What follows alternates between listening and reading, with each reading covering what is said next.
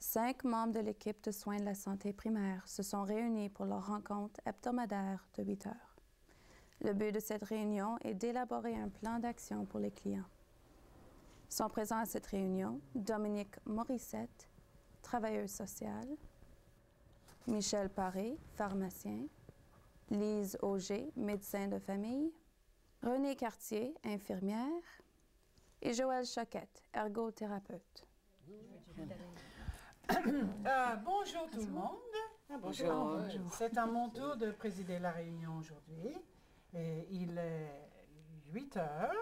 Alors, commençons, puisque nous avons seulement 1 heure et il y a beaucoup de cas à examiner. D'abord, nous avons besoin d'un secrétaire. Est-ce que quelqu'un se porte volontaire? Moi, je m'occupe du procès verbal.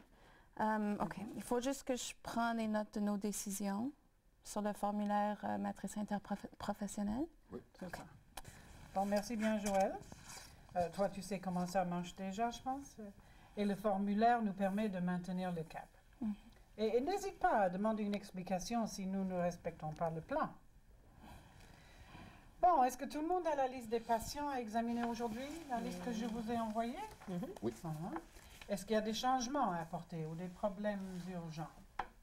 Non? D'accord. Bon, le premier patient s'appelle Jean-Pierre Côté. René, c'est toi l'infirmière chargée de ce cas et tu as demandé de présenter ton patient, je pense. Est-ce que tu pourrais commencer? Oui, attends une minute. Voici le dossier. Monsieur Côté est un monsieur de 35 ans qui a le diabète de type 1 depuis l'âge de 8 ans. Elle vit seule dans une maison de 2 étages. Il s'injecte de l'insuline, Novolan, 30-70, 2 fois par jour et il réussit à bien contrôler son taux de glycémie. Son régime n'est pas idéal, par contre. Il adore les choses sucrées et le junk food, malgré mes directives répétitives de changer ses habitudes alimentaires. Il est plutôt sédentaire. Il avait un travail saisonnier dans l'usine de poissons, mais il n'a pas travaillé l'année passée.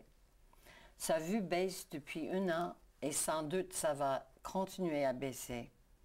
Mais il arrive à faire ses piqûres et de faire des activités dans le quotidien.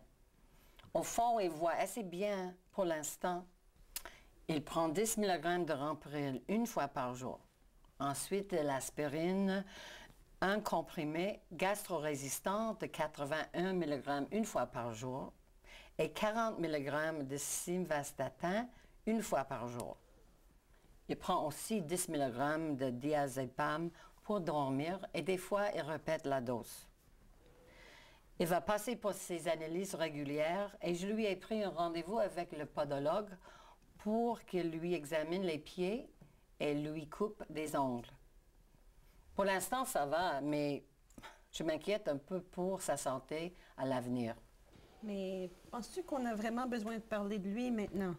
On n'a pas beaucoup de temps, j'ai une journée chargée. Je voulais justement proposer qu'on développe des critères formels pour décider des patients à discuter dans nos réunions. Ça nous aiderait à gérer notre temps d'une façon plus efficace. Lise, je comprends ta réaction parce qu'on a tous une journée bien chargée devant nous. Peut-être il va falloir revoir les lignes directrices pour nos réunions d'équipe. Mais selon moi, M. Côté répond aux critères qu'on a fixés à ce moment-là. Dominique, est-ce qu'on peut mettre cette question à l'ordre du jour pour la prochaine réunion? Oui, en effet. Apparemment, il faudra réexaminer nos lignes directrices pour ces réunions. Si j'ai bien compris, nous avions convenu de présenter des cas qui semblaient compliqués ou qui demandaient une contribution de la part des autres membres. Alors, si vous voulez bien, gardons ces règles pour la réunion d'aujourd'hui.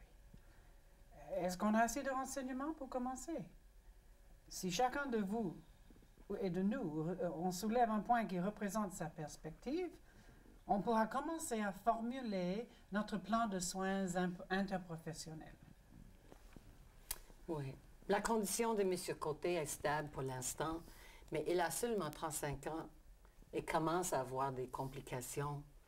Il ne travaille pas, il a des problèmes visuels et de l'hypertension. Comme on pourrait tous voir M. Côté dans les mois qui s'en viennent, il serait utile qu'on se mette d'accord sur son traitement pour éviter les complications. J'aurais bien voulu que M. Côté participe lui-même à la réunion, mais je suppose qu'il faut commencer quelque part. Le premier objectif, donc, serait de permettre à M. Côté d'identifier ce qui l'inquiète dans la gestion de son diabète.